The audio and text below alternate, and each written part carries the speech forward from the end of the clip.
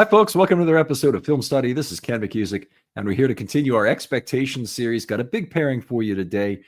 David Ojabo, the fourth-year outside linebacker, and Tyler Linderbaum, the fourth-year center. A couple of guys at, needless to say, a crossroads of their career. Joining me to talk about them is Jonas Schaefer. Jonas, how you doing? I'm doing great, Ken. Great to be back on with you, talking about these guys during this wonderful series you have going. Always a pleasure to talk football with you, Jonas. And Jonas is at the banner. Part of, I imagine, a very large team that worked on the Justin Tucker story. Is that correct? Yeah, and hopefully that's the only time we'll have to do a story on a alleged serial offender. Although with the Ravens' recent draft picks, you never know. All right, let's leave that there. I don't want to go way down that rabbit hole, unfortunately. But I hope the talk does get back to football on the currently rostered players, and that's something that we seem to sometimes have difficulty doing. Anyway, the undercard of this, as you might guess, is the David Ojabo, who's in his fourth year, coming off of what has been a very unproductive first 3 years of his career. He turned 25 in May, and has 23 snaps as a rookie, 83 more in year two, and jumped up to 292 in year three, where he's active for most of the games. I think it was 13 games he was active for. Still primarily a situational pass rusher at this point. He is a guy, by the way, we heard all that stuff coming out of Michigan that, the floor on his run defense is so high that, he can't possibly underperform, where we got him at number 45. He's a steal. Yeah, I mean, I guess what do you think about his run defense in general? I'm not particularly impressed with it. I mean, it certainly hasn't been a standout feature. I don't think that he's a guy who sets the edge particularly well. But the point I'm making is just that he really hasn't been used on that basis. I mean, right. I forget what this actual division of snaps was, but I think it was about 2-1, maybe even higher than that, pass to run this last year. So the notion that he was going to become a really good run defender, it hasn't panned out. Yeah, I went back and watched a couple of I watched the last two games of the 2024 regular season. I thought he was fine against the run. I think you can tell that he has plus wingspan, plus arm length relative to his position, even though there isn't a whole lot of sand in his pants. I guess I'm a little bit optimistic about what he could be next year as a run defender, a year further removed from that ACL. So just him being competent as a run defender, I think, was a relatively pleasant surprise, because it gives you some confidence that maybe if the pass rush game comes along for him as well, he could be a guy who they count on for first down, second down snaps next season. So I think, you're not going to stick him in there as a strong side outside linebacker. You're not going to expect him to be Malik Harrison next year, certainly. But I think I was okay with what I saw last two games of the season as a run defender. Okay, I just looked it up. It's 77 of 294 snaps or as a run defender. I mean, playing basically 25% of your snaps as a run defender is ridiculously low. It'd be absurdly low in college. The typical, when I was looking at all kind of edge players and whatnot, was, about 54%, 55% pass snaps they would play. But Ojabo is pretty much been exclusively a situational rusher in terms of his time with the Ravens. One of the things we've kind of been hoping for, I think, is that Chuck Smith would, have him take a step forward as a pass rusher. I'll leave it to you to start that conversation. There are some moves that he tries. They don't always work. He likes to try the classic cross chop that, Yannick Ngakoue was most famous for, and that other guys have adopted for their own arsenal. Doesn't really seem to land it all that often. He doesn't really have a whole lot of counters because he's not at this point fast enough to really threaten along the outside edge. I think there's a spin move late in the season that he tried, which was obviously the changeup that he had at Michigan. That, again, he just doesn't have a fastball quick enough, a fastball strong enough to play to. So, I'm not expecting, you don't need like 4 or 5 moves at this point. to be a premium edge rusher. You just need a couple that are reliable for you and that complement each other Yeah. well enough. And you know, I guess you could say that he is trying, and that maybe he's putting together some stuff that he didn't have in previous years. Although I guess you'll say that the production on a per play basis doesn't really measure it. But compared to someone like Adisa Isaac, who when I went back and watched his tape from last year, just didn't really have a plan at all. Um, I think there was some evidence of him being able to do some good stuff, and like if he can just get himself athletically to a point where he is able to overwhelm these slower footed offensive tackles more often, then I do think you see some of the natural bend and ankle flexion that you did at Michigan, where he's if you're able to attack half man as an offensive Mhm. tackle, like he did on that first sack against Kingsley Suamataia against the Chiefs, and that makes the finishing job a little bit easier. But obviously, watching those last two games of his, there weren't a whole lot of examples of either him being able to overwhelm anyone either technically or athletically as a pass rusher. So probably more than anything, in terms of looking at this year's pass rushers in the draft, the thing I'm looking for is the guys who have outstanding get off to create a outside half. It's usually the speed half man Yeah. advantage that forces the overset from an offensive tackle. And Ojabo and Owe have both been extremely frustrating in that regard, to different levels. Obviously, Ajabo's get off has not been there the entire time he's been with the Ravens. Very slow off the ball, and Owe also. That's been the thing that's held him back. He's otherwise a spectacular athlete, better than Right. anyone he'll face at tackle, but he's not quick enough to threaten the edge in a way that creates the overset that would allow him then to counter and do that. And you and I we talked about James Pierce, on your show about that's the basic reason why I liked him so much. Ravens obviously didn't have a chance to get him in the end. It's also the reason I love Mike Green, is he's very fast to the Right. edge in terms of doing that. Ajabo is never going to be that guy, is it would be my feeling at this point. And I think we have to look honestly now at the crowding at the position and really ask, is there room for him at all in this fourth year? You've got a unit that has Owe, Van Noy, Green, Robinson, and Isaac. And usually, very typically, you'd only roster 5 outside linebackers. Where are you? Are you high on his chance to make the team? Do you think he's a likely trade candidate? Where are you in terms of that? I don't think you would get a whole lot for him as a trade piece, but again, maybe if all you're looking for is a 5th or 6th round pick, Conditional then 7th. then I you mean, can I part think with that's him. what he draws right now. It's possible. I think some team would be willing to take a chance on a guy who's a year removed from who's now 2 years away from that ACL injury.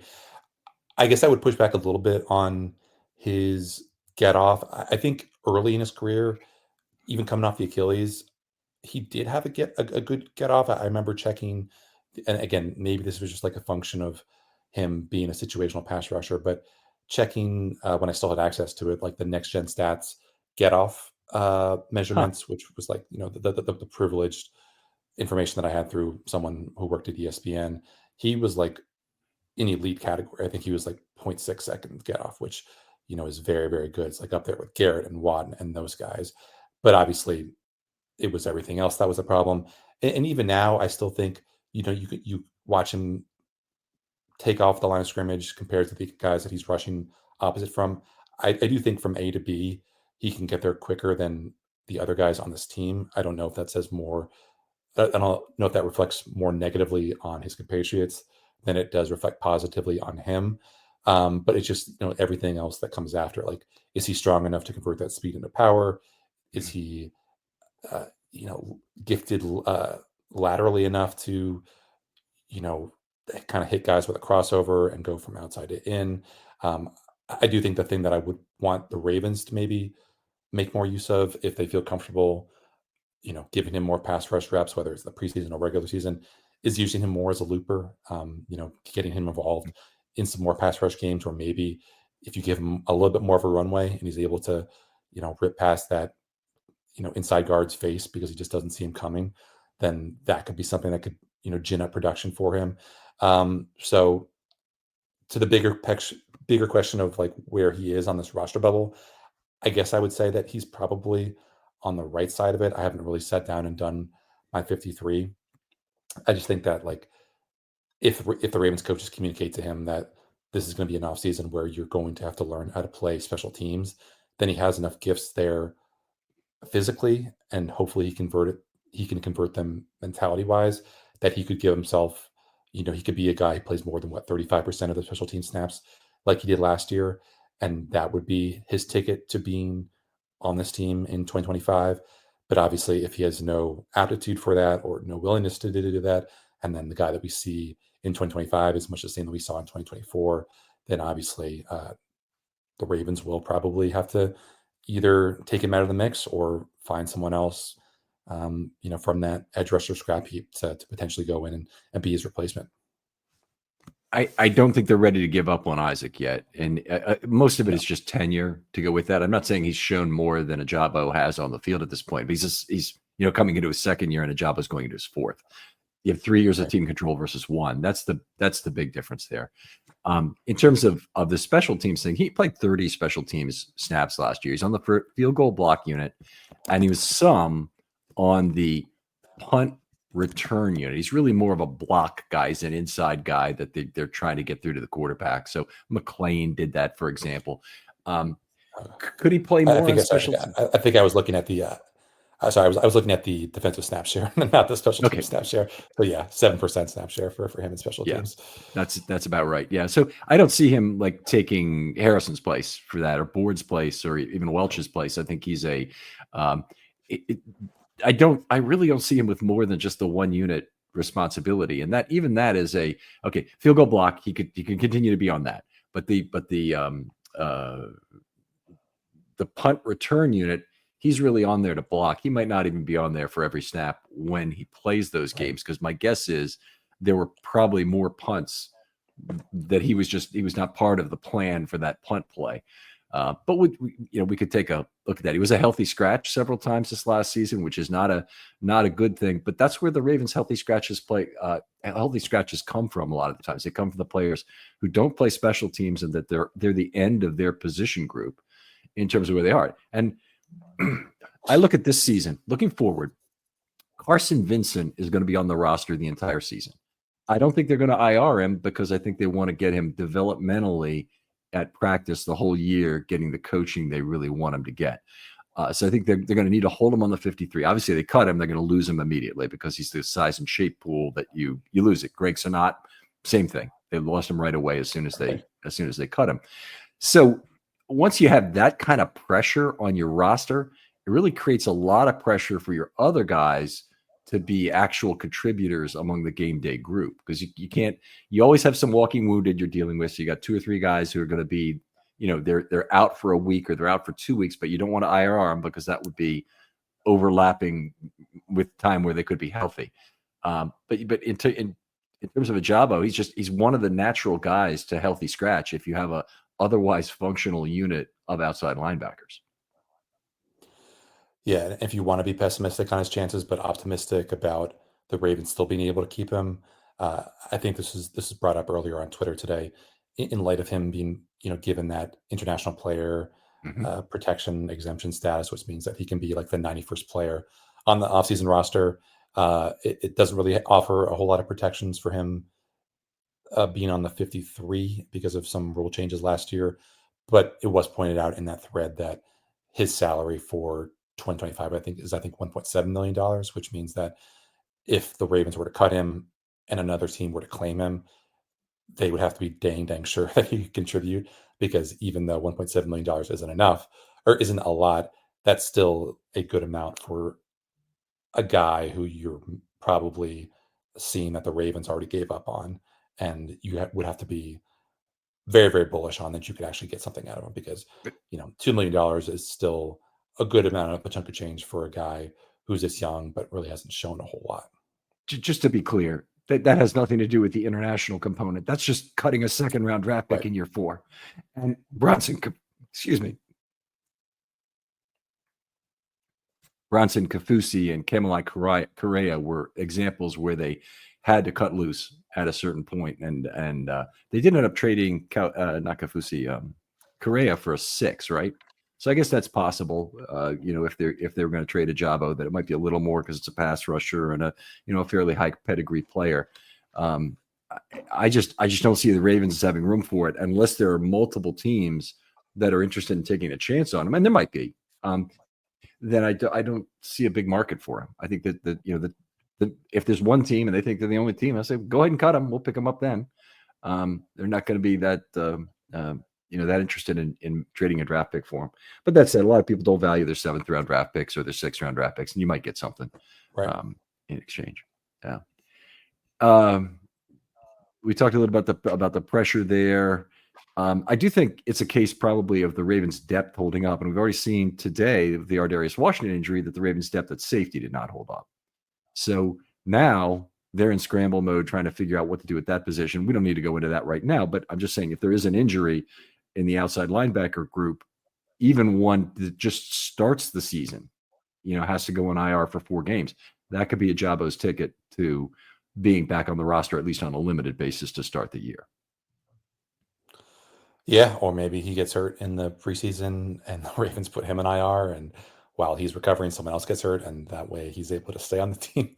Obviously, hoping that everyone stays healthy, but there are a lot of ways where he could kind of backdoor himself into a roster spot if his preseason can't build on what he showed in 2024. Yeah, great point too. And the Ravens love to build their roster replacement in at the start of the year, including carrying extra guys on IR. I'm not exactly sure who the guys are on this team now, who they would cut and then return.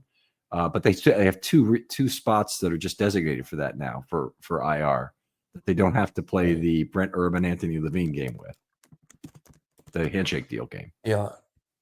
Let me bring up the depth chart now. I guess you could do it with someone like Ricard. No, he's signed for. You can't be anybody's making over the minimum. Effectively, he's making over the minimum. Okay. So it has to be. It would be a player like Tylan Wallace, except he's making like 2.1, including void years. Those would trigger. It could be Ricard if it were a normal year, but it can't be. Harrison was a guy last year that I think was on the vet benefit already, special salary. So you're down to I don't know who the players that the Ravens have who are in their 5th year who are making vet min, 5th, 6th, 7th year. Yeah. As like just kind of on that note, that there is this and this is gonna hopefully no one else is gonna steal this story idea, but I think it's on Over the Cap. If you go to overthecap.com/texture, it gives you a sense of just like basically how teams are building their rosters through the prism of the salary cap.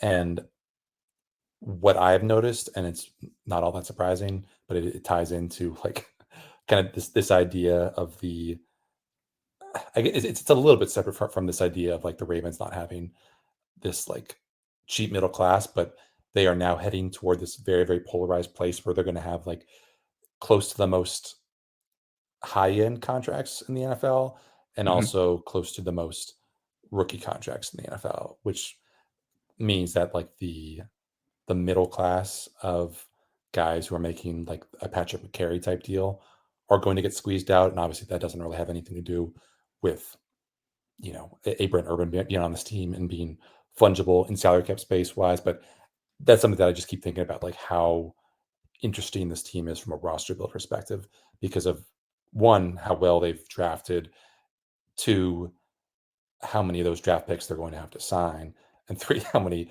draft picks they continue to accrue to make this whole roster building enterprise possible.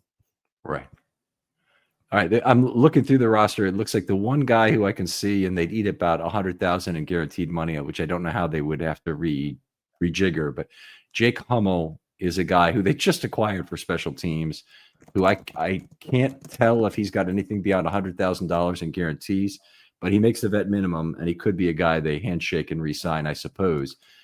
I just think he's a guy that probably has some value across the league. Is Ben Cleveland at $1.17 million on the vet minimum? Oh, yeah, no, he's another one who might make sense. He is another one. And he's also probably a risk that you lose him if you do it. But he signed this contract. You're right. Ben Cleveland would make sense. Yeah. Anthony Miller is sitting down there if he were to make the team, which is not going to happen, or Keith Kirkwood. They're making the team. Ben Cleveland will make the team, though. He'd be a good example of someone who it could be done for. Right. Okay. All right. Great. Well, let's move on. Talk about what makes a good and a great season for David Ojabo. What's a good season to you look like? I think just building on some of what we talked about, carves out a bigger role on special teams, regains some of that burst from what he showed at Michigan, improves his cross drop, brings back the spin move, and then somehow carves out a role in the top four of those edge rushers. So if he is number 4 on the totem pole behind Adafe, Kevin Oestreicher, Mike Green, and kind of leaving Tavius Robinson and Adisa Isaac in the dust. And that's not like edge, that's not outside linebackers, that's just those DPRs or those obvious passing down guys. If he could be number 4 on that totem pole, I think that would be a good season. Yeah. Okay, I'm with you on that. Good season for me. I'll just read mine since it's very similar. Injury gives him a roster opportunity and some playing time, and roster/defense composition allows him to keep the spot even if others return. So it could be one injury happens, then another injury happens, and meanwhile he's safe on both ends of that. Works hard with Chuck Smith to improve his effectiveness as a situational pass rusher. You define it in terms of some specific moves. I want to see some good counter move come in there as part of that. Yeah. Carves out a role of 200 plus snaps. I hit 292 last year. So it shouldn't be that hard to get 200 snaps, and yet I think it kind of will be for him to get that in what is likely to be his final year as a Raven, but plays well enough to get another opportunity somewhere in 2026. So he'll be a veteran. Somebody, obviously be a free agent after this year. Somebody will probably want to sign him, and I'm sure someone will give him a chance in year 4 here if the Ravens cut him. Right. But I don't think I think he's one of the bubble guys. And in fact, Jonas, you and I both know the easiest article to write in all of camp is who are the Ravens at risk of being cut. All you got to do is look at that tenure column, and the year 4 players are the ones who are in the most jeopardy. Yeah, although I can't really think of like the last high profile year 4 guy who actually did end up getting cut. I mean, there's been a lot of them over the years. And they don't end up being high profile guys because they're who is it? The corner Jackson, Yeah, I want to say. I guess they cut Pepe Williams. That's a good one. They cut Kaya Blue Kelly after his rookie year, so that's not really.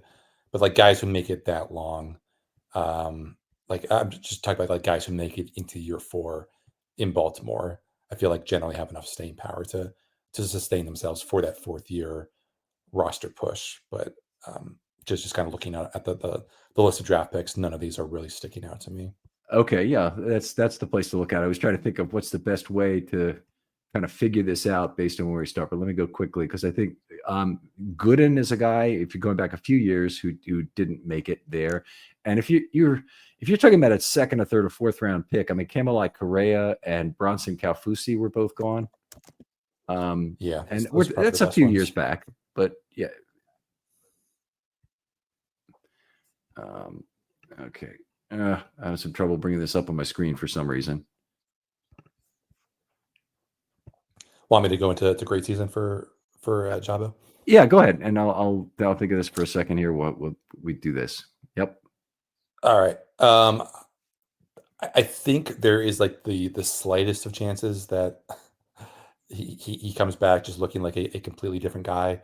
Obviously, this is kind of an apples and oranges comparison because the David Ojabo at Michigan had not been through the hell medically that the David Ojabo in Baltimore has gone through.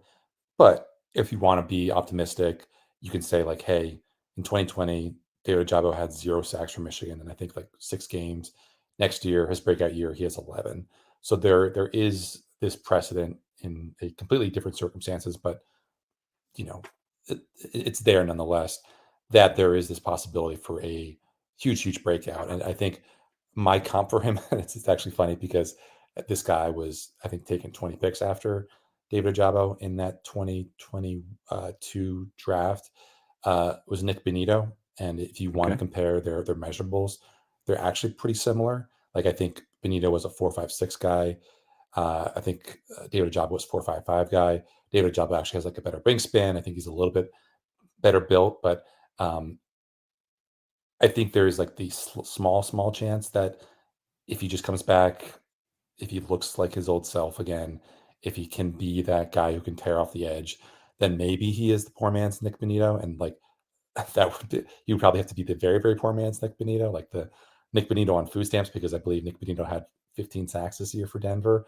But like if you become that, if you get a guy who maybe gets 7-8 sacks this year, earns coaches' trust as an early down run defender, plays well enough to either get the kind of buying the dip proposition from Eric DaCosta, where he gets like a midseason extension, or just plays himself into a nice deal somewhere else.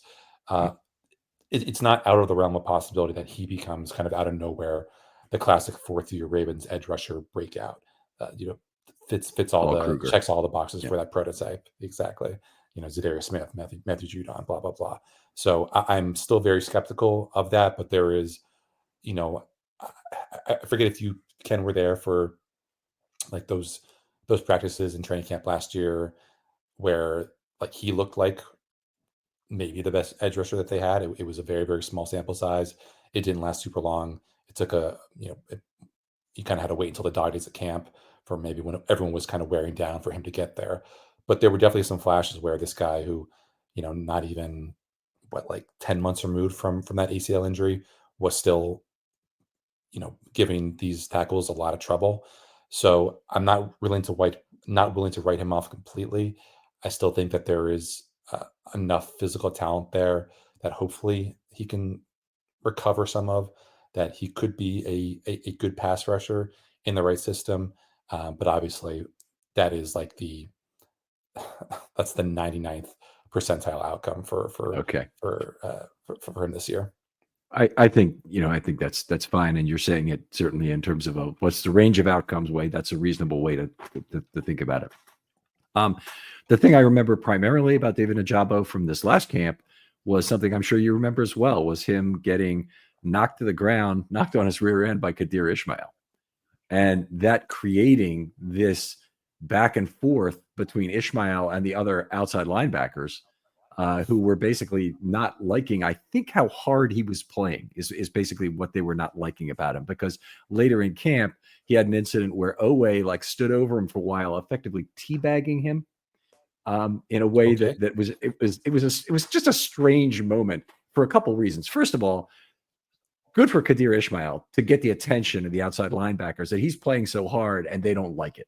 Good for him, because he's doing the things he needs to do to make an NFL team. It's not a good look for Odafe Owe to look like a bully to a player like Kadir Ishmael who is probably not going to make the team, and he would have known it at that moment. That was the case. It was a strange situation, but he got under his skin and got under the outside linebacker's skin in general. And I think it really was stemmed from knocking Ojabo to the ground. I think that was when they started to believe that he was playing too hard. So, yeah, I get that is the thing that sticks out. You go back and watch the Texans tape, and again, not a great Texans O-line, but that one of those games near the end of the year, and he does end up on the ground a couple times. And whether you're playing defensive line or offensive line, if you're getting knocked to the ground more than a couple times a game, then that means that you're probably not ready for this level. Yeah, it's generally speaking, it's a bad thing. Let me go on his great season. I'd say his get off improves. I don't know exactly that comes from. You're mentioning his get off as measured somehow was great. Maybe I need to say it differently. Maybe I need to say it that he's actually able to leverage his get off into something that's meaningful in terms of pass rush impact or pressure or counter or whatever it might be. But we had the opportunity to regularly comment on the violence of his hands, which is something I don't think, we talk about it with Matt Abike all the time. I don't think we talk about it with David Ojabo. And it's something that was supposed to be really good about him. He's not really a powerful half man player. So he's not a guy, or for that matter, he doesn't have a real top end bull rush either. He's a guy who, is really struggling to find what's combination of things is going to work for him as a pass rusher in this league. Compound moves take a step forward and are well timed. That's him working with Chuck Smith, and hopefully they really are going to get to it this offseason. Pass rush productivity creates a good problem with Owe, Isaac, Ojabo, Green, and Van Noy all deserving pass down snaps. I think Robinson is well placed where he is as a run defender primarily, who can give you a little pass rush juice on the early downs. I don't think he needs to move into that group. The Ravens make good use of his skills with OLB heavy packages, rush nickel, and race car. That's a place where Ojabo could find a role, by the way, because the Ravens now, particularly if they got into a situation where Travis Jones gets hurt, could be relying more on probably rush nickel more than race car. Rush nickel, 3 outside linebackers, race car, 4 outside linebackers, for those who don't know the terminology I typically use, to close out games. So the Ravens had a 2-touchdown lead in the fourth quarter. Get David Ojabo on the field, kick him inside, and see what he can do for you. Right. You mentioned looping. I want to see him be an underneath player. He's a guy, admittedly, there's half-man difficulty there, and maybe there's more quickness than there is the ability to exploit a pick that he sets, in terms of quickness to loop. But I think the half-man advantage is typically where your big advantage comes. It's not generally understood. People think the looper is typically the guy you're trying to set free to get a great passer. It's not usually the case. It's usually the underneath guy you set up with a half-man move and 2 half-man blocks that then is freed by the peeling lineman who has to pick up the looper. That guy, and there's been Tim Jernigan or Price or Nada or others in the past, has done really well in that. And I think that could be Ojabo working on the inside on some guard crossing moves. It certainly can be others like Matabike and whatnot who are quite good at it. And then the last thing is that the Ravens consider him among the 2026 options in the event both Owe and Van Noy depart. So that's one of the hopes, is that he might still be a reasonably cheap option in 2026 to continue the roster and continue some of the pass rush, because they're going to lose a couple of pretty big pieces as I see it prior to that 26 season. Yeah, and to your point about the pass rush games, I think he was an inside guy on one of Matabike's sacks. I believe it was against Cincinnati where they inverted their usual spot. So I think Matabike was on the outside. Yeah, and Ojabo was the inside. It wasn't like a great move or anything, but just when Matabike is able to get low and build up some steam, and working against that terrible Bengals interior, he may look pretty easy. And you give the tip of the hat to Ojabo for at least helping to set him up on that nice sack.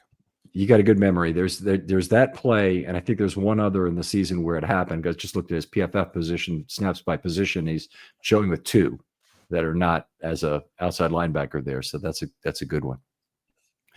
Yeah. All right. And before we I probably should have done this at the start, but I do think it's useful to maybe remind people of the context of his career and those 4 sacks, because there was a lot of optimism about what he did in 2022 and 2023, because they were kind of high impact stuff. Because I think both of those, the first 2 sacks of his career, were both strip sacks, but they weren't high quality sacks. I went over the 4 sacks that he's had in his career. I think just one of them I would consider a high quality sack. The first one that he gets, he's working over Jonah Williams, who allowed 12 sacks that year when Ojabo was a rookie. It takes him 4 seconds to turn around the arc. He runs to a scrambling Joe Burrow, brings him down. Next year, he beats Michael Dieter for the Texans, who was stepping in at right tackle, and according to Texans reporters, might not have played a single snap out wide in all of training camp. In fact, if you go look at Michael Dieter's PFF snap counts, that one snap at right tackle is unaccounted for. So I don't know why, but I believe that might have been the first and only snap at right tackle of his career, and it led to David Ojabo getting that strip sack. And then even last year, the one sack that he had against the Giants, it's just him catching Tommy DeVito as he's kind of scrambling toward the line of scrimmage, and he only gets that sack because Michael Pierce can't get him. So, it's again, his career has definitely left you wanting. I understand the risk that the Ravens were willing to make when they drafted him in that second round. Maybe we're talking about, again, an actual poor man's Nick Benito, if all he had to deal with was just that Achilles injury that he was coming back from But again, there just isn't a whole lot to kind of hold your hat out to hang your hat on if you're a David Ojabo backer at this point in his career. Let me ask you this: if the Ravens had it to do over, I think I know what the answer is, but scrapped his first year, NFI him for the whole year, and lived with the consequences of that with Ojabo clearly would have been very unhappy with it. But it would have been like Voorhees. They'd have brought him back for year 2. You'd have been starting there. He'd now be entering year 3 right now. And he'd be in a completely different developmental spot in terms of expectations. Yeah. And maybe you or I get the chance to ask him that. I think he would probably say that he's happy where he is. He's glad he, lived through that experience. I'm sure he would say that this was all God's plan, because that is his default answer when you ask him about anything big picture. But certainly you could argue that, getting that opportunity to redshirt and having this be year 3 instead of year 4, the Ravens would be in better circumstances. But then again, maybe if he's only in year 3 instead of year 4, then they don't feel as bold in taking Mike Green, and then that they don't have a potential top 10 edge rusher in their building as a second round pick. I think they probably were going to make that pick no matter what, based at where things were as 59 came up, because they have 2 guys leaving next year in Owe and Van Noy is another way to think defensively about that pick. I'll tell you what, I want to hear Eric DeCosta's answer to that question.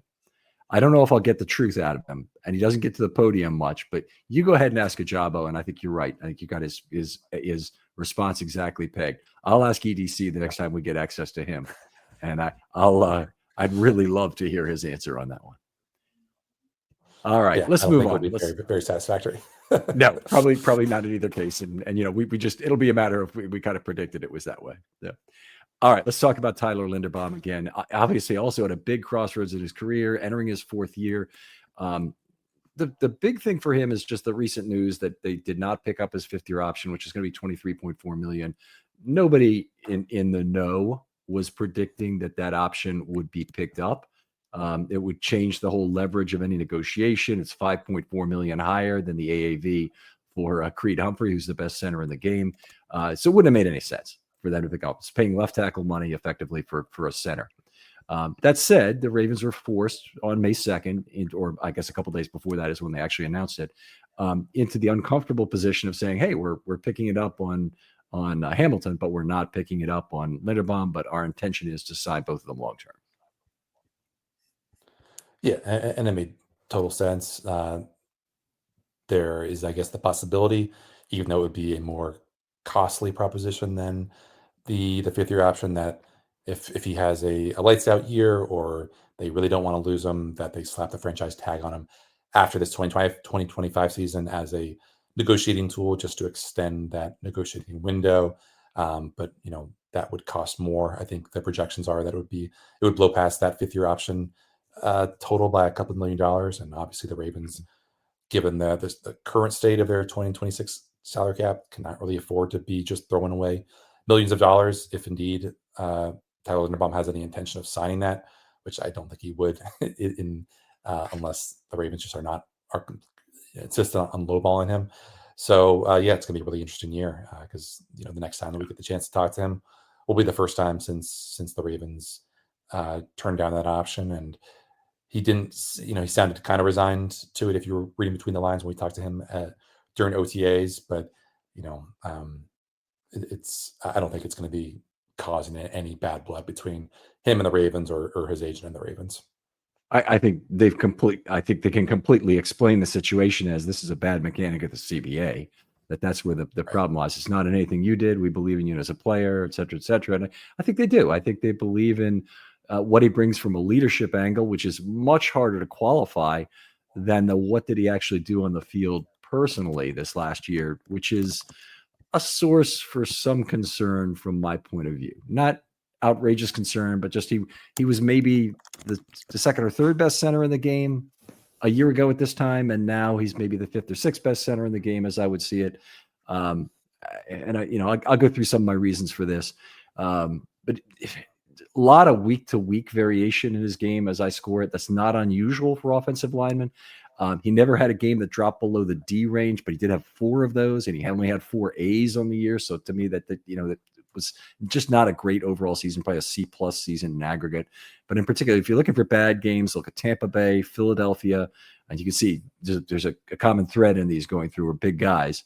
Week 18 versus Cleveland. I don't remember who they had inside playing in that game because they went through a lot of injuries. It's no one. Yeah. He got walked back by Jawan Briggs, a no-name Browns rookie. I have these in my notes. If you're looking for a better way to unwind, focus, or even get a good night's sleep, listen up. Let me tell you about Mood, the online cannabis company that's changing the game when it comes to functional gummies. They've crafted a whole line of federally legal THC blends designed to help with everything from stress to sleep to mental clarity and even some spicier needs if you're into that. Now, what makes Mood different? They go beyond just THC. They pair it with herbs and adaptogens to create targeted effects that you won't find in any other dispensary. And every gummy is made with pesticide-free, small farm American cannabis, so you're getting quality that you can trust. I've tried their sleep gummies, and let me tell you, takes about 15 minutes, and I'm out cold, no grogginess, no weird side effects, getting some of the best sleep I've gotten in my life when I take one of these gummies. And if you need a mood boost, there are Epic Euphoria gummies, game changers. And right now, Mood is giving listeners 20% off their first order by using the promo code RAVENS at checkout.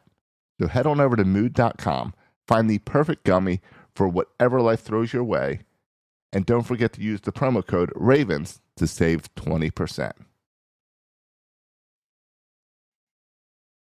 And then Sam Kamara, who I think was like a third year, again, completely an anonymous guy, who also gave him the business with a bull rush. Oof. And then in the AFC divisional game versus Buffalo, I'd have to look back and see exactly what went wrong. One of his deductions for that game was the bad snap that ended in Lamar's fumble. I charged him with a half a sack on that play, even though it's not technically a sack. It has the same end result as one. I thought I probably was being very generous to Linderbaum to not call that maybe 2/3 his on the play. Certainly the bad snap was, to my mind, set up the entire bad situation there. In terms of what it was. Yeah, I went looking before, as I was prepping for this pod, just to see if there were any of the analytical sites that chart bad snaps for centers. I couldn't find any. Maybe I'm overlooking something obvious, but in searching for Tyler Linderbaum bad snaps on Google, I did find a tweet from myself that I had forgotten about, which was that, and maybe you didn't chart it this way, but I think there were also some iffy snaps in that Week 18 game, which was also another very cold game against Cleveland. I don't know if they led into anything super, super bad besides just maybe, kind of wonky looking Lamar scramble or, wonky looking Lamar check down. But I guess I would flag that as a potential concern going forward with, I think Tyler probably has, just given his proportions, probably has pretty small hands. And, that could be a potential source of problems, in the cold when it gets a little bit tougher to grip this ball. It's also rock hard. So I guess just that's something to keep an eye on as the temperatures start to dip and the playoffs start to encroach, on the regular season. I'm looking at the source of all my deductions from that game right there. So he played 66 snaps in the game. He had 11 missed blocks in the game. So that means he's somehow getting beat. Some of those are in level 2, some at the line of scrimmage. The ones at the line of scrimmage, I separate out in the article. So if you want to see that, go back and look at my article. I'm not talking you, Jonas, but whoever wants to know, go back and look at my article and you'll see maybe it's 4, maybe it's 5, whatever it was of those were losses at the line of scrimmage. And then he had 2 pressures allowed. And so that's going to be something where the cone was actually imperiled by what he did. And then 2/3 of a quarterback hit. I don't know if that's 2 times 1/3 or 2/3 of one particular event. I can't. Well, actually, I probably could figure it out. Yeah, it looks like it's 2/3 of one event is what that is. The other thing he didn't really do well in the second half of the year, I'll tell you, is every other Ravens offensive lineman got themselves together from a penalty perspective, with the exception of Linderbaum. Linderbaum was really the big problem. Falele didn't have any penalties down the stretch. Linderbaum I still have for 15 points of penalty deductions, which essentially would be like 2 holding calls, 2 false starts. And I think he might have had He had one other point where I believe the point I gave it to was in the Buffalo game was there was a delay of game, and I couldn't really tell whether it was on Lamar or the team in general for being too slow to get to the line of scrimmage, or whether it was on Linderbaum for not knowing. And that's what I recall from that game is he was kind of looking around, wasn't set over the football in time to snap it as the play clock was running down. So anyway, it's really weird to have a 1 point penalty deduction per game because there's no individual penalty that would be worth 1 point. It's 2 is kind of the minimum. So I remember it had to be one of those. The other way it sometimes shows up is if 3 linemen false start at the same time, but that's usually not the center. It's usually, a guard and tackle kind of thing. Yeah, and as we were kind of talking before the show, the variance on the grades or the the next level, the analytics on Linderbaum are pretty interesting. I guess I'll start with the more cheery outlook. 4th in ESPN's pass block win rate among interior offensive linemen, 3rd among centers, which again measures basically are you doing your job within 2.5 seconds of the snap. PFF, he finished 4th overall. Certainly better against the run. He was 3rd overall among centers, just 18th against the pass. And then probably the more damning and the one that's aligned with your thinking, Ken, is from Sports Info Solutions. And so there were 31 centers who played 500 snaps last season.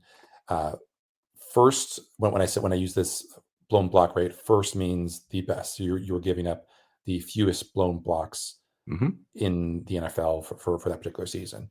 So 31 centers played over 500 snaps last season. You could say it's about 1 for every team in the 500 NFL. pass block snaps or 500 total snaps? Just 500 total. 500 total. So he finished 18th overall in blown block rate. So that would be basically the 13th or 14th worst. He was 23rd in blown block rate on passes. So again, basically in the bottom quartile of the NFL. 16th in blown block rate on runs. So again, right there in the middle. And again, that leads to him being 18th overall in overall blown block win rate. And what's interesting is it's not necessarily a statistic that, if you compare it to the year before, is prejudiced against him, because in 2023, again, aligning with your own assessments of him, he was 1st overall in blown block win rate. So if you are just identifying variables for what could have been wrong with Tyler Linderbaum this year, maybe it's just as simple as that kind of neck injury that maybe became the back injury during the season. He also dealt with, I think, a knee injury that was a little bit minor. Obviously, he plays a physical position. He plays a whole lot of snaps. Maybe it's just simple as the fact that he wasn't anywhere close to 100% this past year, in the way that he was more healthy, more athletic, more whatever in 2023. But it did strike me as interesting that finally you have a someone who is counting all these snaps, doing the math on them, and finding that their math is much more closely aligned with you, because there's not a lot of other sites out there that are as kind of down on him as Film Study Baltimore.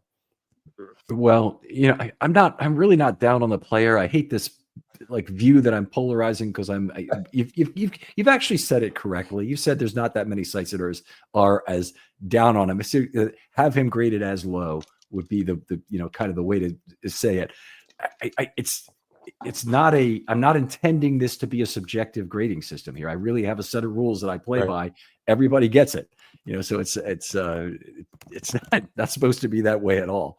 I will say 2 things about the PFF thing. First of all, completely discount. I would encourage you to completely discount any combined offensive scoring for centers. You need to look separately at the pass and run blocking. It characterizes it correctly. And by the way, PFF is outstanding at what they do. They look at the same things I do. They actually believe a lot of the same things I do. They're looking at the plays, and they have a negative even when they don't have a pressure on some of the plays he loses, where I might give him a portion of a pressure or even a whole pressure. But the fact of the matter is, we're watching the same football. Okay. And I trust PFF more than any other group to do it correctly. What they've messed up is the weightings. They messed up the weightings for combining run and pass. They messed up the weightings for the importance of scoring on the 0 to -2 scale, and they tremendously messed up the weighting on penalties. And that's something I need to write a separate article, do a separate study of, to get exactly at that. Is how much is the penalty weighting messed up? Because, to me, for them, the highest negative you can get on individual play is -1 on the opposite. It used to be -2, but it's -1 now for a holding penalty. And you make 2 decent blocks sealing off your guy, and you've made up for your holding penalty. Bullshit. I don't know what football you're playing that you can imperil a drive in that way, and this could be true. Anyway, that's one of the reasons why he scored fairly low this year. Is he had 10 penalties, which was second of all centers and 5th highest in terms of the rate. So that's a very serious negative component to his game.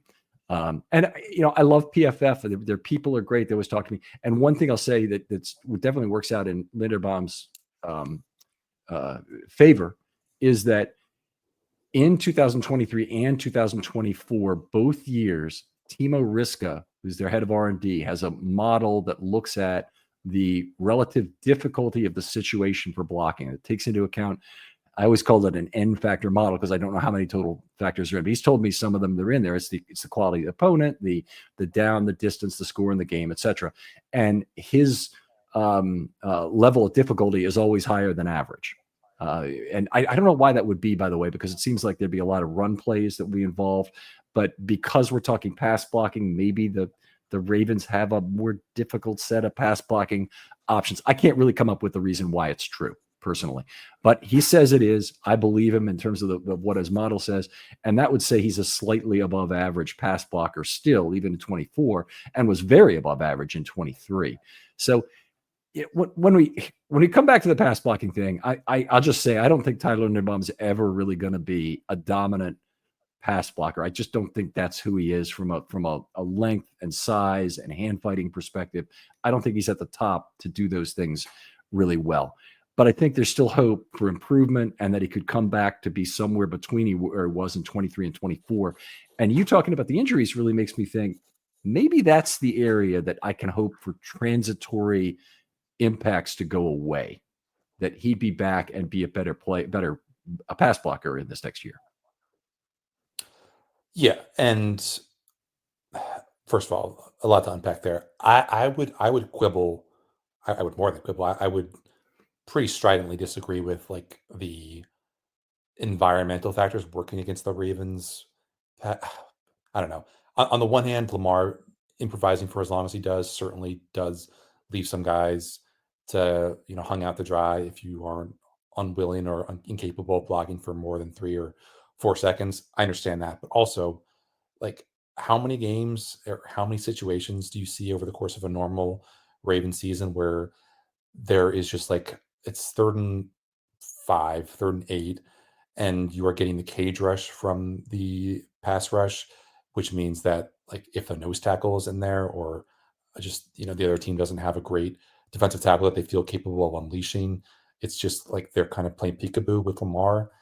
And I think that's again a huge testament to Lamar and his value, but that's also you could say that is like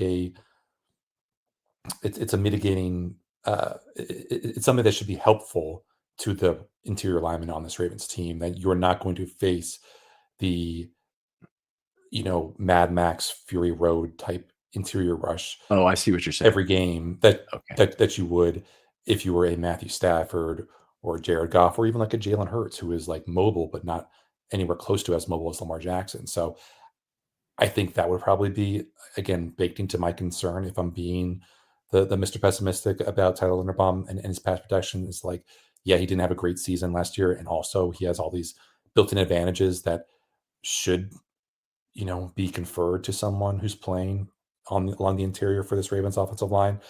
Having said all that, even if he wasn't as great after the snap, last year as he was in 2023, I don't think you can discount just the growth that he and that group made before the snap. When I did a story like October, November, just talking about how Lamar had grown as a pre-snap processor and how that was translating to, his performance against the blitz and everything like that.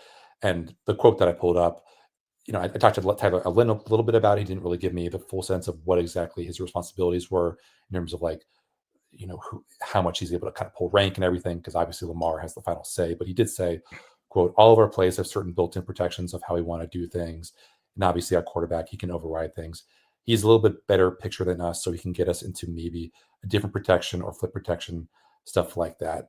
But it's important for everyone to be on the same page, because at the end of the day, if one side of the line doing one thing and the other is doing another, you're not going to be successful. And I do think that you can credit him for a lot of what the Ravens were able to figure out and get settled offensively before a snap. You didn't really see a whole lot of busted protections. And I do think that's one, because of like how smart Tyler is as a football player, and also just like how good of a leader he is during the week, make sure that he's in command of that offensive line room, getting everyone on the same page. It's clear that everyone in that offensive line room loves him, respects him. And, that is the kind of stuff that is probably going to be a little bit hidden from view, but baked into the contract, the next contract that he gets in Baltimore, however big it is. That's a great point. And, one of the things we're doing is we're spending a lot of time focusing on Tyler Linderbaum's pass blocking because it's his weakness, but we should give due time to his run blocking, which remains outstanding. I only have one minor gripe about it. And really value what he brings as a leader. He played next to two guards who McCary had, it's not like he'd never stepped in at left guard before, but he basically had never played any significant time there. And Faalele was a rookie on earth in terms of playing the interior offensive line. So he was, just learning things and getting yelled at for a lot of camp, basically. We've been through this, by the way. I just want to take a slight sidelight right here.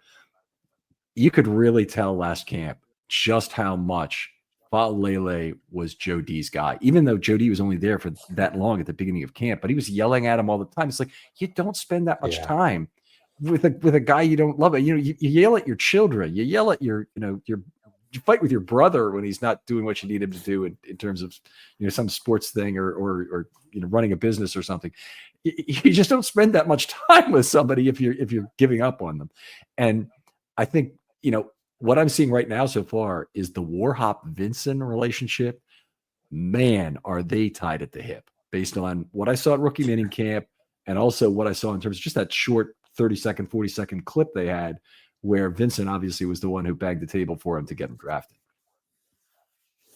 Yeah, I'm excited to get the chance to talk to Warhop, hopefully during OTAs, if not during minicamp, just because I think that is probably in addition to all the questions that we have about the starters, just like why he was so convinced that this guy who was so dreadful during the season against the Power 4 competition he faced, why was he so convinced that this guy could be a dude eventually in the NFL? Right. It'd be a fun thing. I'll get to my one gripe here really quickly with Linderbaum, the run blocker, because I think he does all the things the best of any Ravens lineman in terms of getting to level 2, making his blocks there, taking his block downfield. We've seen, clips of Daniel Faalele running way downfield or Ronnie Stanley running way downfield to make blocks that are encouraging. I think Linderbaum's leadership in that area has been particularly outstanding. The one thing I don't like is on combination blocks, I think he does not spend enough time pushing to get the defensive tackle or the nose tackle up on one pin. And that's really the key to winning those blocks is you've got to leave the back guy, the trailer, the ability to be blocking a big fatty who's up on one leg. Then he's going to win the block. He's basically going to win the block 100% of the time. I see too much of Tyler trying to shove that guy. And that's almost like a pass blocking technique. When you want to make a help block, go ahead and shove the guy in the ribs, give him something extra to think about. But when on run blocking, you need to displace that guy and you need to put him in a position where he's off his pin and then you move to level 2. And most players, there's a lot of tackles in the league, particularly when they down block, they look more like they want to hold on to that block too long. So they get kind of the pancake credit that goes with it, which by the way, I don't even give out pancakes when it's a double team like that. But if they're hanging around, they think somehow it's a more worthwhile block if they could put the guy on his ass, when really they should be going up at least that half level, trying to seal a linebacker. He's just the opposite. He's very unusual for an NFL offensive lineman that he's just this patty cake is the wrong word because it doesn't really get it, but this bump blocker as he moves up to level 2. And it's my only complaint about him as a run blocker. Otherwise, all the mobility you'd want, all the ability to get downfield, all the ability and decisiveness to find people in level 2. I like him a lot. It's funny you bring that up because my big quibble with Tyler Booker as a potential Ravens first round target was that for a guy his size and with his raw power, he was not, at least in the games that I was able to watch, was not displacing people on those down blocks or on those double teams like I thought he should have. Like he had such great power as a pass blocker. Once he snatched onto you, you were just done for. But watching 3 or 4 of his games, all 22, he just wasn't, aiming at the hip the way that I thought that he should have been to, create this space for these Alabama running backs. And that was pretty disappointing. And maybe it's something that he'll fix, right away in Dallas. But yeah, I'm curious to see how he develops there. My big thing with Tyler and the run blocking isn't necessarily a gripe with him. It's more so a big picture question about the system, because, what were we told, Ken, like when the Ravens drafted Tyler? It was like, this is a guy who, coming out of Iowa, had posted the highest run blocking grade on zone runs in PFF history. And I don't know if, I assume that's inside zone and outside zone, but when I think of zone runs, I typically think outside zone, elephants on parade, just kind of getting guys in a position where you're able to have those 3 options of, bang it, cut back, bounce it. And when you look at what the Ravens did last year, this is all from SIS. So they've had the just overall second most runs in the NFL last season, 554. Do you want to take a guess at how many outside zone / stretch runs they had last year? Outside zone / well, it might be a little bit hard to define, but I would say zone running probably was 62%. Not inside zone. Say again? Not inside zone. Not inside zone. Okay. So just the kind of stuff. I'm going to have a harder time expect... splitting the remainder, but it's a subset of 62% is what I would say. But I can't give you a good answer on that. According to SIS, the Ravens had 100 outside zone and stretch runs last year. So they had about 18% of their total runs were outside zone and stretch runs. So they finished 19th in the total tally of outside zone and stretch runs, despite finishing second in the NFL in total runs last year. And that, to me, is a reflection of the run blocking albatross that Daniel Faalele was. Like, I think if you had a guy who was a much better mover, then you could have, I don't know, like you have Tyler Linderbaum, who's great in space, as we saw time and time again with that screen game last year, which, by the way, we haven't even touched on. Like, I think a lot of what the Ravens were able to do with like their best in the league screen game was because you have a guy like Tyler Linderbaum, who's so quick and so accurate when he, zips up field and is able to make that first contact with that peeling off defensive end or linebacker or whatever. But you have Ronnie Stanley, who's a good mover in space. You have Roger Rosengarten, who I think has to be a good mover in space because he is not the biggest guy. He doesn't have the longest limbs. Pat McCary, decent athlete, nothing superlative or anything. And to me, like the comparison that I've been kind of workshopping in my thinking of Mission Impossible was like, you have Tom Cruise, but you're telling Tom Cruise that you can't do all these incredible stunts because you don't have like a stuntman who looks like him. Like, why are you going to limit the superpower of this incredible player in certain respects because the guy who he's wedded to on that line, the guy who is his, buddy along the right side, just can't make those same kind of athletic movements. And I think that's a shame. Like, imagine telling someone that the Ravens had the best run game in the NFL last year, and Tyler Linderbaum was a big part of it, but it looked nothing like what he did at Iowa. That's a credit to just like his versatility and to Lamar and to Derrick Henry and everyone else, but it is still kind of mind-blowing to me from a big picture perspective. So Daniel Faalele certainly has a lot of limitations as an athlete. And he also has some mental limitations that he can correct still going forward. I mean, he dropped his penalties to almost nothing at the same light switch on time that the safeties got it right on the back end of the defense. The offensive line was all getting it right in terms of turning off the penalties. Daniel Faalele also is a good pass blocker, and it's just not generally accepted.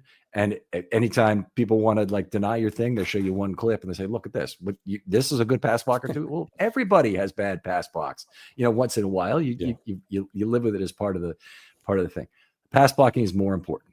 And we had this conversation in the production meeting briefly. But if you're going to try and convince me that run blocking is more important than pass blocking, you might as well try and convince me that slugging percentage is more important than on-base percentage. I hope people will understand just how freaking ridiculous that is in terms of things. So it's, as many limitations as a run blocker, the Ravens ran for what last year? 5.8 yards per carry. It's one of the best offenses in NFL history. In this, it's really hard to say, well, I'm concerned about what Daniel Faalele can do for us as a run blocker within a 5.8 yard per touch context. And then you also look, excuse me again. You also look at the passing game, and they weren't hurting there either, with one of the highest, passer ratings in NFL history individually, and incredible per attempt success. This was one of the greatest offenses that ever was. Daniel Faalele was a part of it. His contributions to it are non-negligible, and his growth within the season was also non-negligible. I thought he played the last 5 games of the year, and I thought he played exceptionally well. Some of that's not reflected in the way PFF scored it, but that's not how I scored it, is all I can tell you. Yeah, I forget who I'm stealing this from, and maybe it doesn't matter because, again, there are no other offenses in the NFL that have a Lamar Jackson. There are no other offenses in NFL history that have had a Lamar Jackson. But I believe in this credo that, like, you should find a way to weaponize your most dangerous run blocker in whichever way you can. And obviously you can still get, Tyler Linderbaum in space in gap schemes, but I just think that, you watch him be able to scoop these 3-techs. You watch him be able to just beat guys to certain spots, climb to the second level, take on linebackers, take on safeties.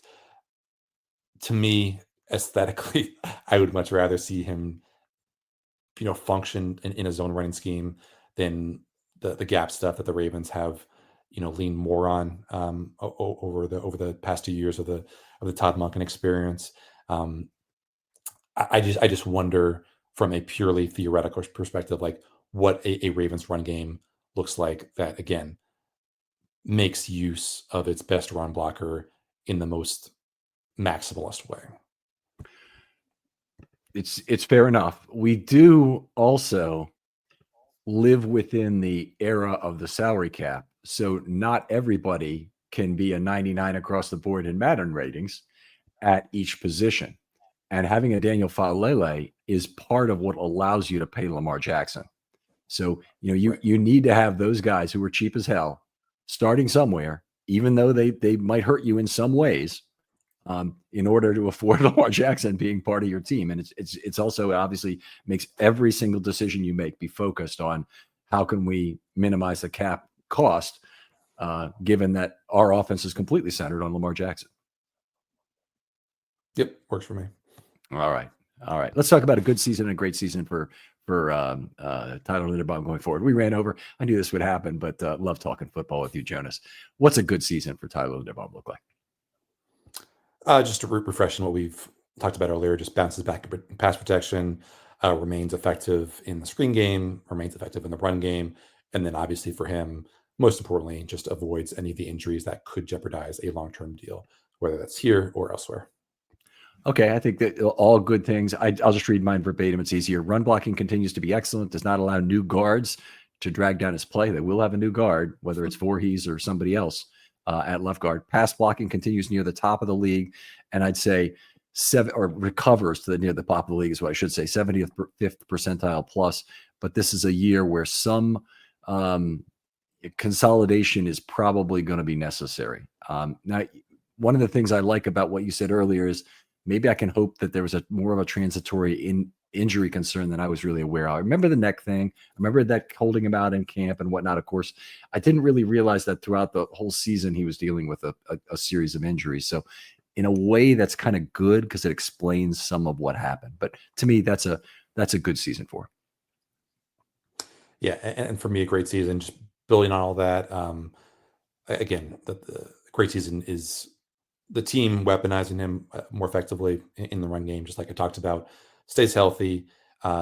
You could argue that what we saw last year was him demonstrating that mastery of this offense before a snap, but obviously the coaches, the players would know better than we would. So let's just say that in year 3 under Todd Monken, that mastery level is achieved.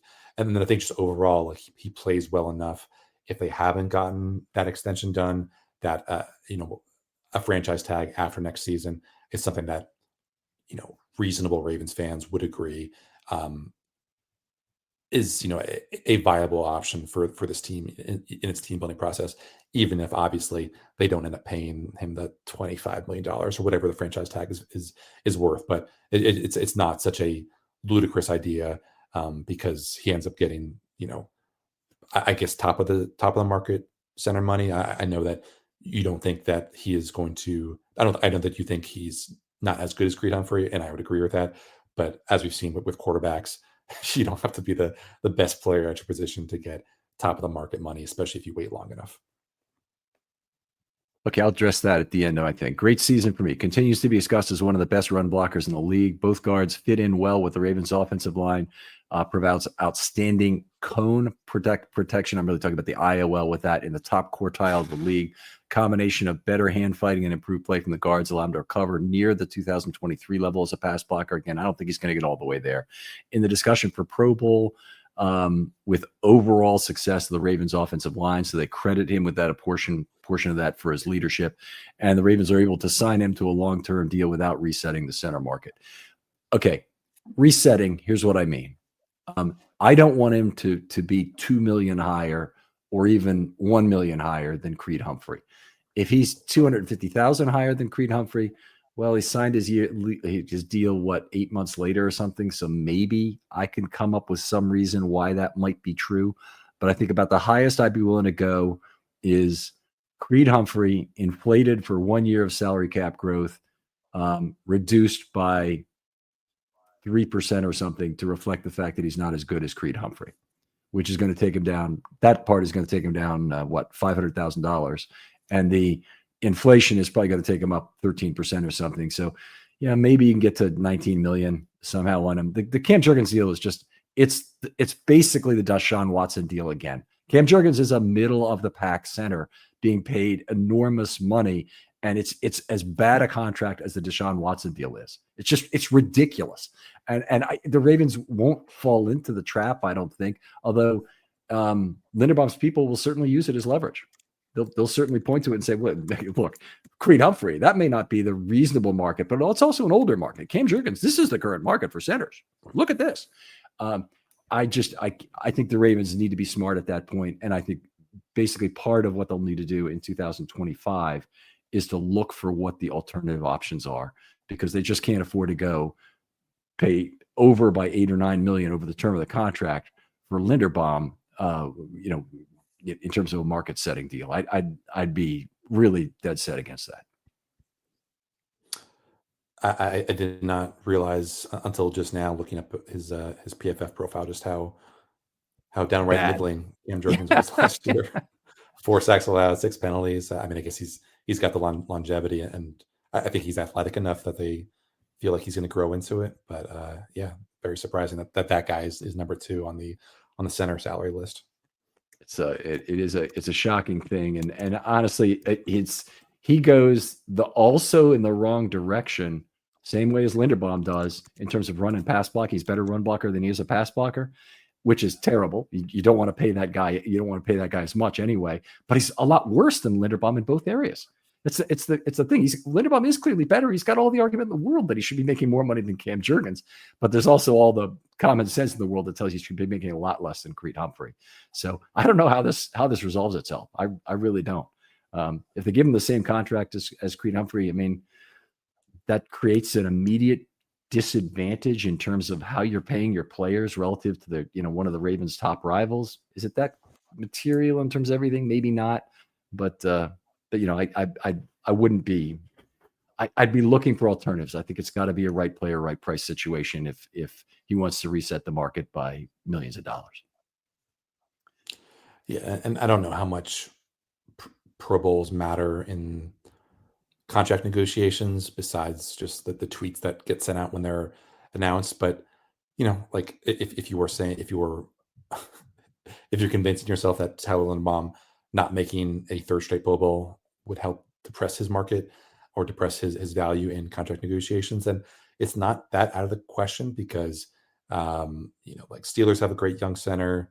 Broncos center who like shows up very favorably in all these advanced metrics. Luke Wattenberg, obviously Creed Humphrey, I think is probably going to be a guy who's a perennial Pro Bowler, if not Perennial all pro guy. So the road to to assume that Tyler Linderbaum is just going to coast to Pro Bowl honors, a third straight Pro Bowl honor specifically this season, based on brand name alone.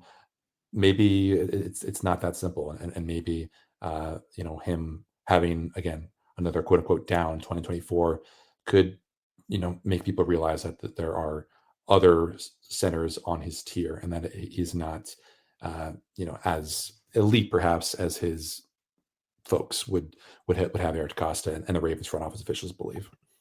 Well, I don't wish him to not make the Pro Bowl. I think it would be better for the Ravens in general. First of all, I thought they kind of needed to get the deal done before May 2nd, so they didn't have to go through the pain of discussing the fact they weren't picking up the 5th-year option. Unlike you, and I differ very sharply, obviously, in this regard, I do not see the franchise tag as any kind of a reasonable possibility because you'd have picked up the 5th-year option if that were a reasonable possibility because all it does is start the first year at a different point in different time, but still at a higher level than you'd like to pay as being part of that contract negotiation. So I don't think you can do that with a 25 or 26 or $27 million number, whatever it be, because it's left tackle based. It's based on the top left tackles in the game, not the top centers. I know. And I don't see that as a reasonable option. So I think their next big milestone point will be the start of the season because he won't play in the preseason, all likelihoods. He's going to be effectively bubble wrapped until then in a lot of ways for risk of injury. And then each week after that, he'll take additional risk and it'll be risk off the table for him as those weeks fly by that he's not incented to sign a long-term deal with the Ravens. So I think that he's incented more and more to test free agency and maximize his worth. I hope it works out for Linderbaum and the Ravens. I hope they can figure out what the dollar value is. The Ravens need to be careful. And there's a risk of underpaying him and letting him walk. There's a big risk of overpaying him and keeping him under that contract as well. I just say there's all paths have risk in this journey. Yeah, and if you're the Ravens, you got to consider everything, including his age, which is, him being only 25 means that by the time he's not yet in his physical prime. But if you are worried that he'll never reach that physical prime because of the injuries, especially the stuff with the back and the neck, then that would definitely make you a little bit gun shy about pulling the trigger on that deal. All right. Jonas, always great talking football with you. You're literally one of my favorite people to spend any time talking football. You love when we get a chance at camp and love when we have you on the show. Tell folks where they can find your work online. Yeah, just on X at Jonas_Schaefer and then BaltimoreBanner.com. Obviously, it's going to be a little bit quiet until OTAs start, and then obviously even more quiet once we get to that summer hiatus, but should have some good stuff coming down the pipeline. I think my colleague Gianna is working on a Malachi Starks feature, and obviously, depending on when this is released, just a bunch of coverage from of the NFL schedule release, and then Paul Mancano and I have our own podcast just to discuss what's happening in Ravens world. I would recommend that podcast, by the way. Really high level discussion. We had a nice vigorous discussion. Sorry, say again. We had a nice vigorous discussion about the draft. Yeah, boy, those are some players we did agree on. They said they were not trying to set me up, but we really had major disagreements on these players. We talked about Shamar Stewart among other people, right? Among the group. All the guys, yeah. So it was a lot of fun. Anyway, really, really appreciate that. And by the way, if you want my biggest endorsement of Malachi Starks, I love the fact that the Ravens got I certainly love the fact they got Starks now, given the injury news today. But I love the fact that they got Starks and Green in some order. I'd have been thrilled with that. As if just somebody said, here's the two players you're getting in the first 2 rounds, I'd have said, this is already looking like an A+ draft from what you get from those 2 guys at 27 and 59 with no trade up. No. Yeah, I mean, I don't see how you can give the Ravens like lower than like a B- or a B, even if you hated all the day 3 picks, because the value alone of Malachi Starks as a day 1 guy, and then Mike Green, who's probably high rated on a lot of teams' boards, if not for the off-field stuff. Like there's a reason why when you look at like the Jimmy Johnson trade charts, it's almost exponential with like the first and second round stuff compared to the lower stuff. Like you trade the 4th and 5th and 6th round picks to move up a couple spots in the 2nd and 1st round. And so for the Ravens to get 2 potential impact guys in the 1st and 2nd round, it almost doesn't matter like who they drafted on day 3, because if the goal in every draft, according to Dan Jeremiah, is to get 3 starters, and you've already kind of 2/3 of the way there with Malachi Starks and probably Mike Green as well. Could be as good a 1-2 as the Ravens have had since they had some great ones, but I'll go back to Flacco and Rice as being a great combination in 1 and 2. Other folks out there, hit me up if you want to do a film study short. DMs are always open on Twitter. I'll have some of those mixed in with this expectation series, which should last us pretty much until July or almost the beginning of camp, but there'll be other pieces thrown in there. Look for our schedule article, which comes out on Thursday morning, and I'll have a podcast with that on Friday morning. GM talking through what about the when did not work out for the Ravens with the schedule makers. They always seem to find a way to get screwed. We'll see if it happens this year. Jonas, thanks again for joining me. Thanks, Ken. And you forgot the ultimate challenger to Flacco and Rice, which was Tyler Linderbaum's draft with Kyle Hamilton and Tyler Linderbaum going. No, those are 2 1s though, not a 1-2. But okay, you're good. Still counts. All right, and we'll talk to you next time on Film Study.